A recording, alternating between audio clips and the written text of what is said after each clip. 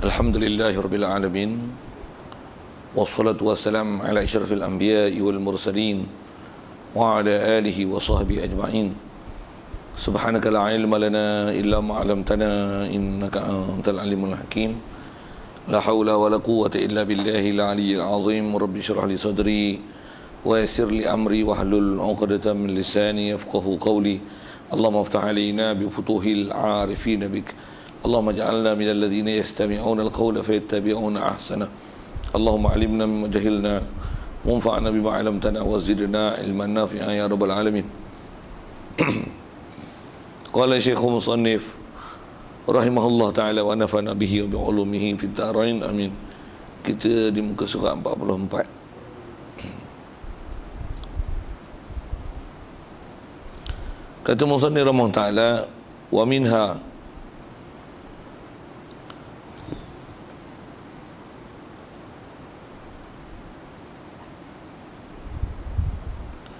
bayanu halil af'al allati tahsunu taratan wa taqbahu ukhra min ghairi ihtida'il aqli ila mawaqi'iha, wa minha bayanu manafi'il aghdhiyati wal adwiyati wa madariha allati la tafi bihal tajribatu illa ba'da adwarin wa atwarin ma'a ma fiha minal akhtari wa minha. Ya, dari sekalian pertama sekali, marilah kita rasakan syukur, terima kasih kepada Allah Ta'ala. Syukur kita di atas nikmat hidup yang Allah Ta'ala masih beri. Syukur kita dapat Islam.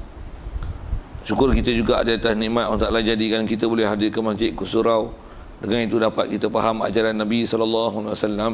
Yang dengan itu kita membenarkan semua ajarannya, kita terima, kita mengakui, mengiktiraf, membenarkan di hati apa saja ajarannya, tanpa ada apa-apa bangkang tolak, apatah lagi nak diperolok, dipersendakan dia. Syukur banyak-banyak Allah Ta'ala jadikan hati sanubari kita boleh mengiya dan membenarkan ajaran Nabi itu, itulah dikatakan iman. Syukur kita juga boleh taat patuh perintah Allah Ta'ala, boleh tinggalkan larangan-larangan dia, diberikan pula kesihatan, kelapangan masa, diberi pula keupayaan untuk boleh hadir untuk solat maghrib berjemaah, dan diberikan kita pula masa untuk boleh duduk berada dalam surau ini untuk meneruskan bacaan kitab kita daripada kitab Al-Husnul Midiyah ni, insya-Allah.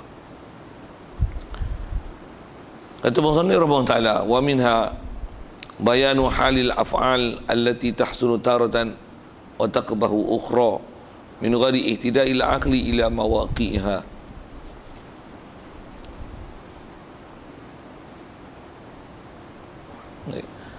Ada sekalian, apa yang kita nak sambung ni, kalau ikut masih permulaan untuk masuk membicarakan dalam bab Rasul, yang dasar kita bicara, kalau ikut masih lagi bicara bab ketuhanan tentang Allah, antara umumnya sifat harus pada Allah Ta'ala adalah membuat atau meninggalkan apa-apa yang nama mungkin. Antara perkara mungkin itu adalah mengutus Rasul. Jadi perutusan Rasul bukanlah wajib ke atas Allah Ta'ala untuk dia utus Rasul-Rasul. Bahkan mengutus Rasul dari si urusan Allah Ta'ala, hak dia untuk dia nak hantar atau tak hantar Rasul. Macam mana pun dari segi beriman dengan Rasul, kat kita wajib kita imani siapa-siapa yang memang mereka adalah Nabi dan Rasul.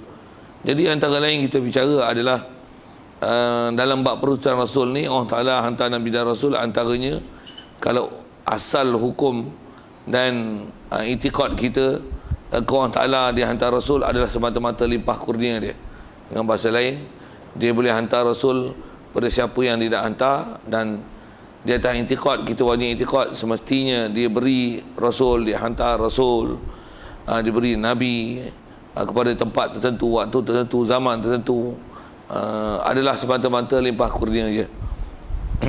Baik, antara lain juga yang telah kita bicara dulu, perutusan Rasul itu antara lain adalah supaya Nabi Rasul ni boleh memperjelaskan hukum hakam, menceritakan mana yang baik, mana yang buruk pada kita, dan boleh menceritakan apa yang akal sendiri pada zahirnya menolak perkara itu, Dan datangnya Rasul mengukuhkan apa-apa yang memang perkara itu adalah ditolak oleh akal. Begitu juga apa-apa yang memang akal menerima perkara itu adalah baik, datangnya Rasul mengukuhkan perkara tersebut.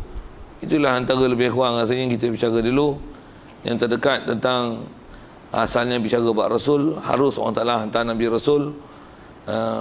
Macam mana pun siapa yang terlantik Rasul wajib kita i'tiqad, dan sedikit tentang fungsi Rasul itu kita bicara.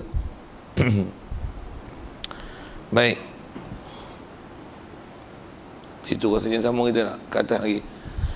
Baik, kata musannif wa minha ila bayanu halil af'al allati tahsunu taratan wa taqbahu ukhra. Sebahagian daripada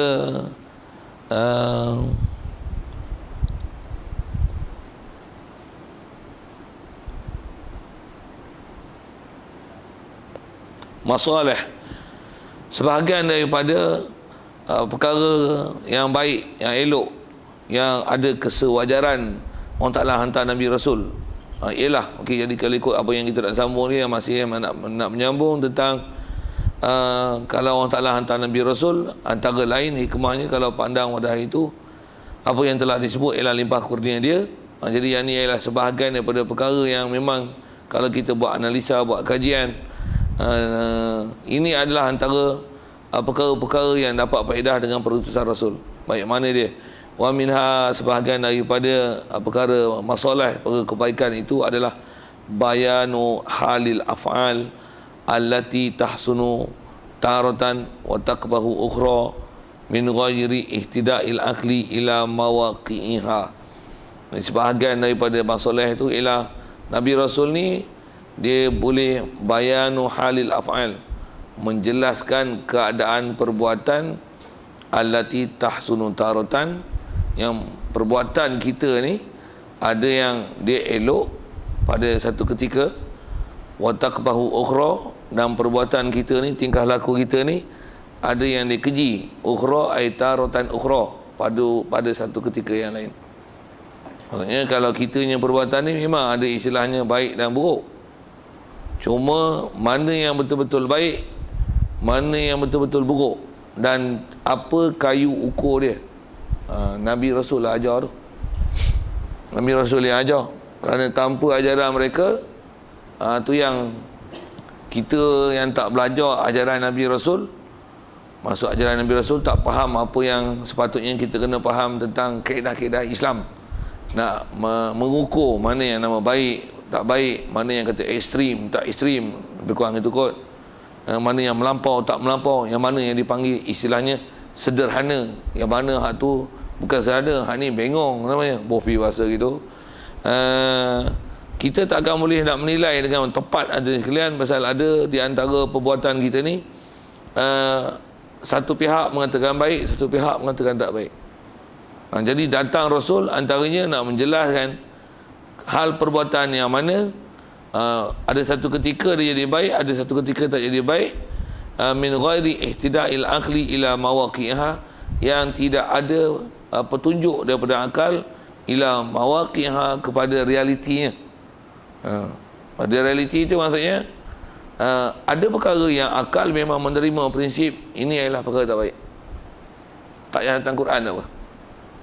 Bunuh orang misalnya, bagus tak? Akal kata macam mana? Tak bagus. Bunuh binatang bagus tak? Ada benda yang akal tak boleh bagi sepadan tak? Bunuh ular bagus tak? Bunuh nyamuk?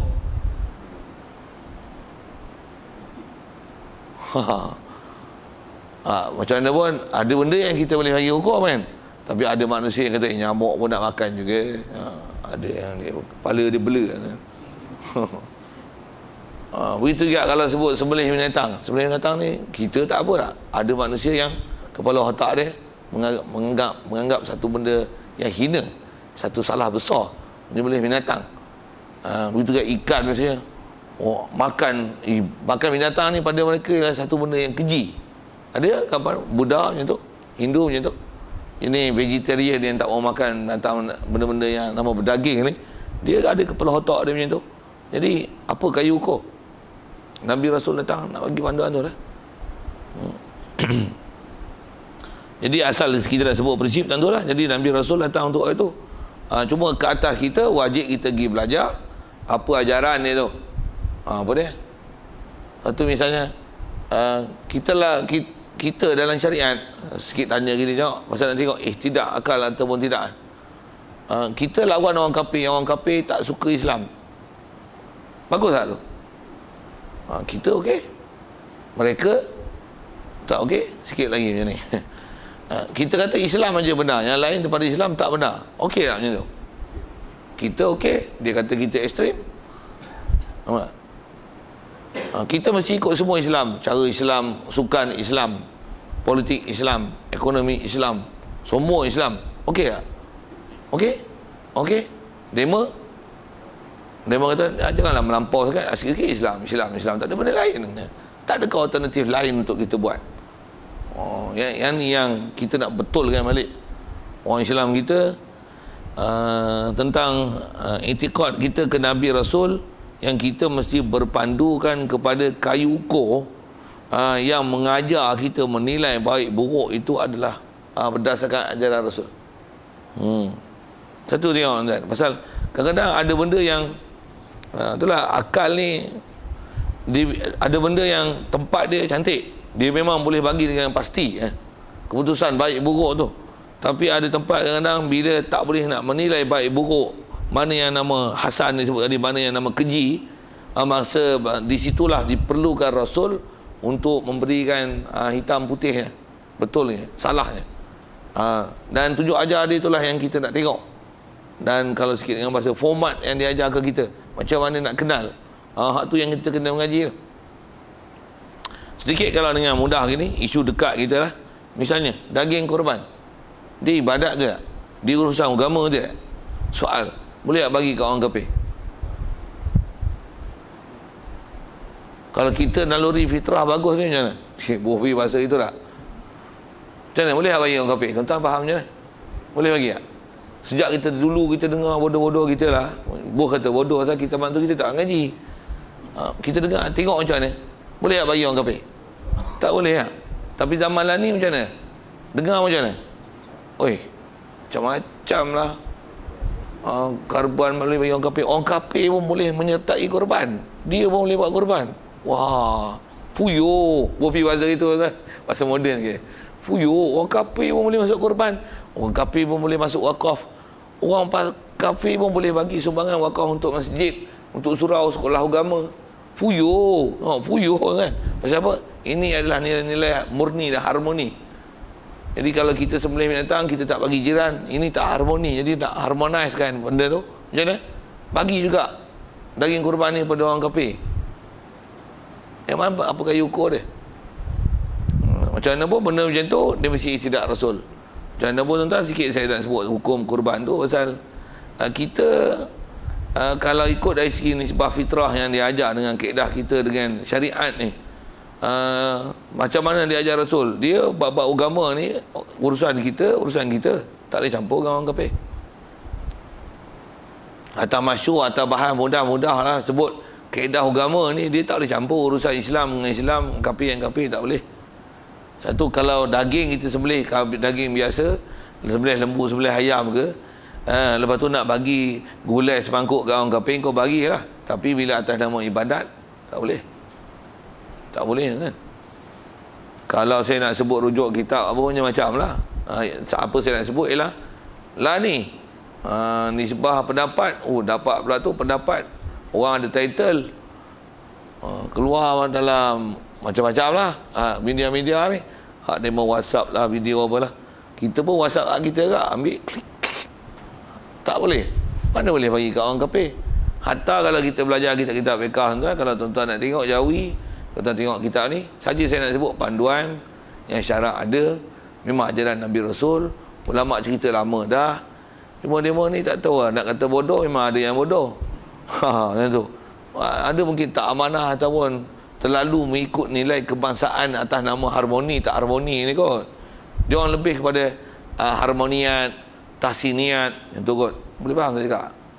Maksudnya lebih memandang kepada unsur-unsur harmoni, setia kawan, lagi bertolak ansur, toleransi, lebih memandang pada konsep itu berbanding dengan prinsip agama. Kita kalau ikut agama ni lakum dinukum waliya din. Macam kita sebut ni Hindu, macam apa sebenarnya saya nak sebut hukum, tapi sikit tahan ni dulu. Hindu dia tengok kita buat sembelih korban lembu macam sensitif tak kat dia orang. Betul? Lalu yang kita layan sensitivity dia orang. Sensitivity biasa. Siapa yang kita nak nilai, tak nak pakai. Betul. Kalau Buddha pula lagi, dia lepas burung pati lah, burung ni dia lepas dia vegetarian, tak makan binatang, itu tak boleh jual ayam. Dia pun buat boycott, tak boleh sembelih ayam, bunuh ayam apa pun tak boleh. Untuk kita makan ayam lah kita. Ni apa ni, kayu ukur apa ni nak pakai ni? Situ lah. Kaedah kita mesti yang boleh. Jadi panduan mana ikut Islam, kaedah Islam lah. Dan sikit lagi, kalau kata dah kaedah Islam tu bagus dah. Cuma bila ada pendapat-pendapat ni, kadang-kadang bunyi macam Islam tapi macam tak Islam je, bopi bahasa gitu. Bunyi sepatutnya yang ni adalah kaedah agama, macam tak ada agama je saya nak guna bahasa-bahasa ni tu. Pasal teruk lah ni, tengok pendapat-pendapat ni, pendapat tak apa-apa pendapat pun pakai agak pendapat tu. Baik, macam mana pun saya nak sebut, kalau tuan-tuan nak tengok masalah korban ni, boleh tak bagi orang kafir. Kitab Jawi tuan-tuan nak tengok, pergi tengok dalam kitab Matlaq Badrain, muka surat pula tak simpan dalam kepala. Tapi tengoklah bab-bab korban itu lepas bab haji rasanya, bab-bab kalau kitab Matlaq Badrain tu. Saya sebut tu pasal kitab Jawi yang tuan-tuan biasanya umum orang Melayu kita ada simpan, ada beli, ada belajar kitab-kitab tu. Tambah orang tua-tua dulu memang banyak belajar kitab tu. Tuan-tuan tengok dalam kitab tu dia kata macam ni. Kita buat korban ni, jangan kata orang buat korban ni bagi kat orang kafir tau. Ni kita buat korban, kekah, kita bagi orang kafir. Bukan buat tu. Dia tak cerita buat tu. Yang tu satu hal lah memang tak boleh. Hatta, yang ni kita pihak pertama, itu pihak kedua. Hatta kita bagi orang kafir di pihak ketiga. Macam, apa maksud pihak ketiga? Kita buat korban, kita bagi fakir miskin. Sekarang dah milik dia lah. Soal nak, kita boleh tak kita jual? Kita jual lagi korban dia? Lagi korban mana boleh jual? Boleh tak kita sedekah? Sedekah boleh. Hadiah boleh. Hadiah boleh. Kita boleh jual? Kita tak boleh jual. Pasal kita buat korban. Dengar, saya kita tu maksud kita buat korban. Kita tak boleh jual. Boleh tak kita upah pakai daging korban? Upah tak boleh pakai daging korban. Tak boleh. Okey. Bila kita bagi kat orang, dia milik. Sama ada dia orang kaya ataupun dia orang miskin, dia dapat milik tu, boleh tak dia jual? Boleh. So memang dia boleh jual. Boleh tak dia upah orang? Boleh. Boleh, tak ada masalah. Dia nak makan boleh. Dia nak bagi orang lain boleh. Okey. Semua tu boleh. Tapi dengar soal. Dia bukan dia buat korban, tapi itu daging korban. Boleh tak dia jual kat orang kafir?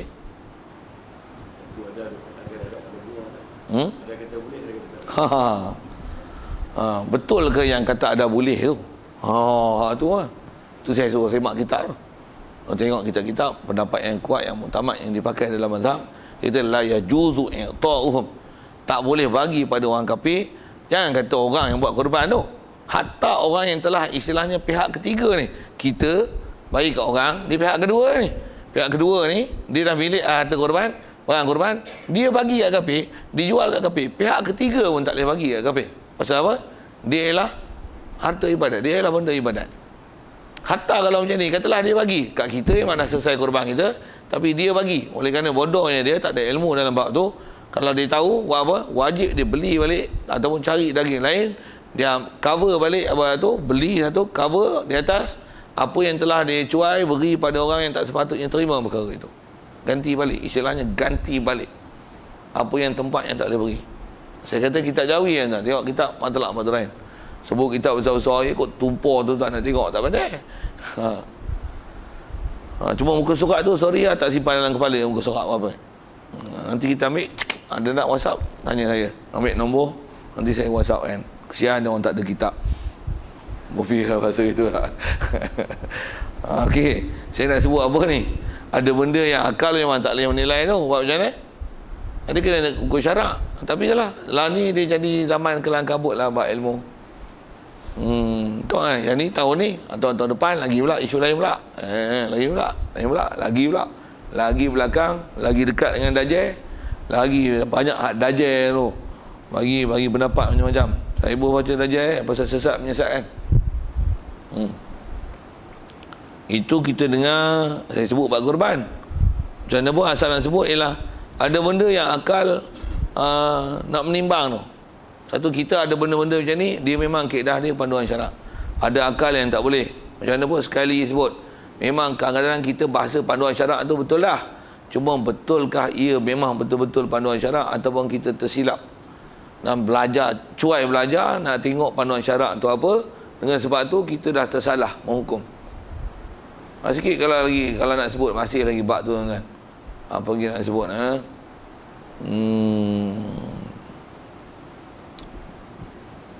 masalah akal tu. Akal boleh menilai, tak boleh menilai tu. Mana boleh makan, tak boleh makan. Allahumma salli ala sayyidina Muhammad. Penyu boleh makan tak? Pasal apa penyu tak boleh makan? Dua alam tak betul. Tuan-tuan tak kerti haiwan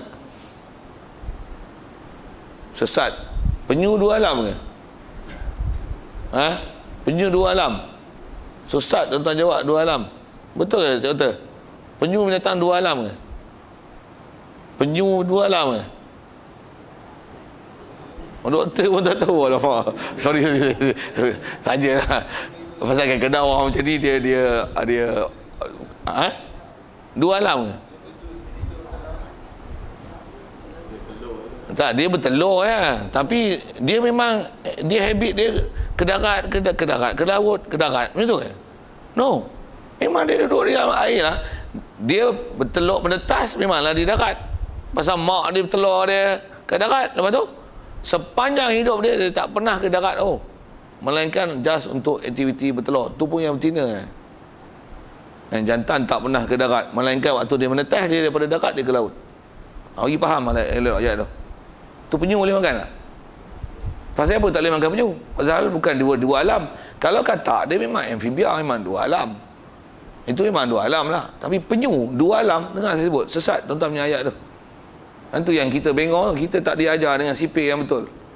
Penyu bukan binatang dua alam. Kura-kura dua alam. Boleh faham? Betul tak? Setuju saya sebut? Ada yang mangkang ni. Kita bagi betul fakta dulu. Betul ke? Penyu memang binatang laut. Dia bukan binatang dua alam. Betul? Setuju? Setuju? Dua alam ni maksud dia macam mana?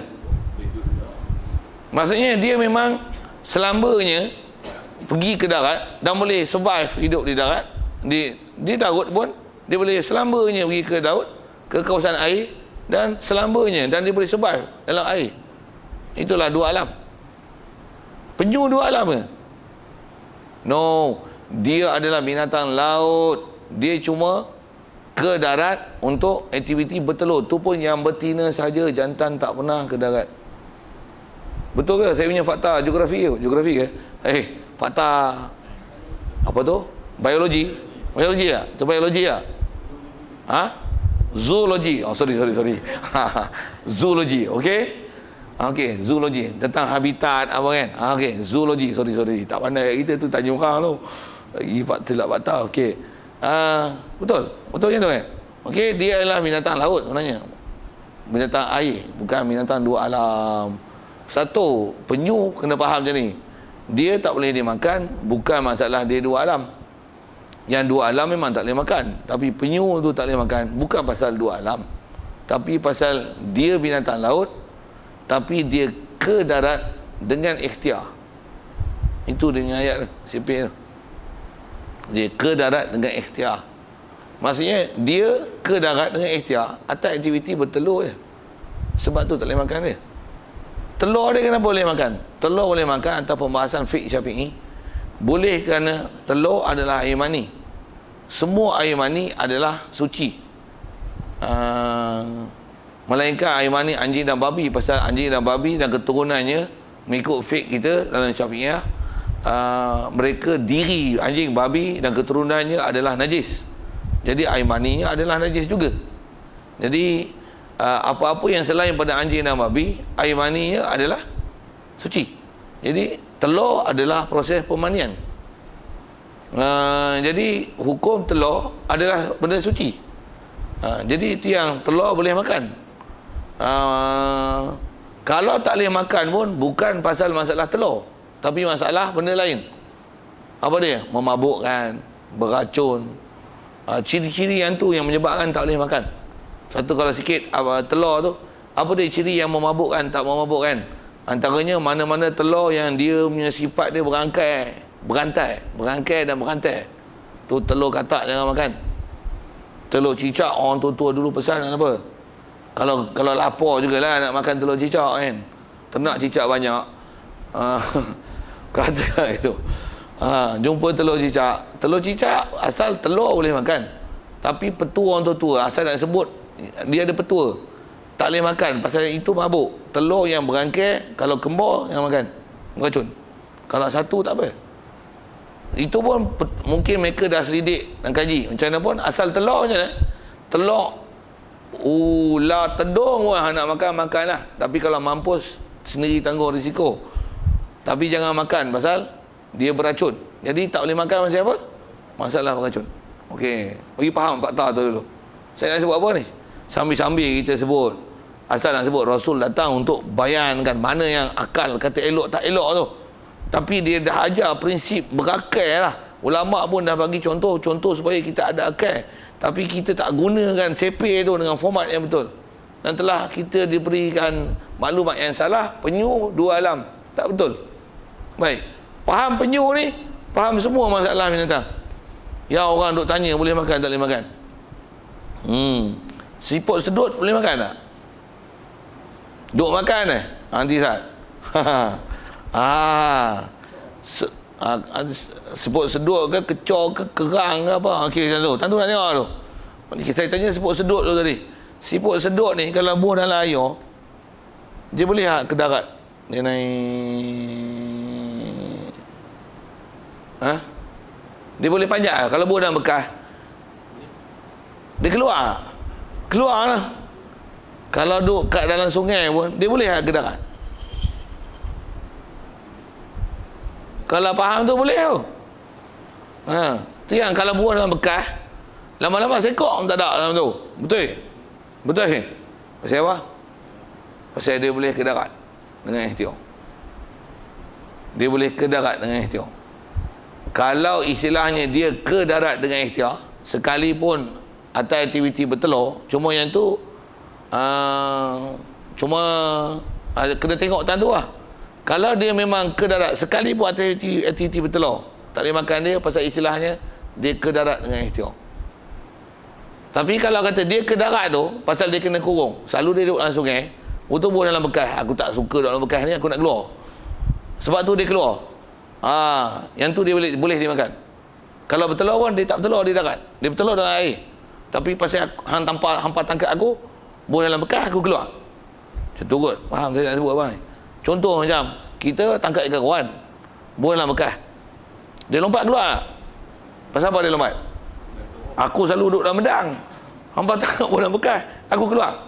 Tapi kalau saja-saja duduk dalam medang dia lompat keluar, tak. Saya nak pergi faham tu. Maksudnya dia bukan ke darat dengan ikhtiar, tapi yang tu istilahnya dia nak release diri dia daripada kurungan. Saya nak ajar ciri.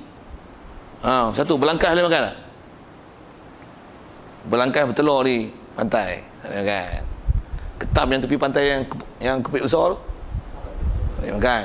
Ketam nipahnya atas pokok nipah lagi boleh makan weh. Maksud dia ke darat nanti buat apa? Bertelur aja tu. Jadi saya benda tu panduan dah ada. Macam mana? Kau tengoklah binatang tu. Untuk kepah apa, kupang, sekupang, dua kupang, tiga kupang, apa? Belangkas tak boleh makan. Dah rasa lah. Telur dia boleh makan. Telur tak apa. Selesai telur dah sebut tadi telur. Belangkas dia tak boleh makan. Kalau di Johor lah ni antara menu istimewa. Dia pasal ada yang itulah, ada yang kata boleh makan. Pasal apa? Belangkas. Saya duduk Penang dulu, belangkas memang ada musim dia kan. Best. Sebelum buat Jambatan Pulau Pinang tu, saya rumah tok saya betul-betul sebelah laut.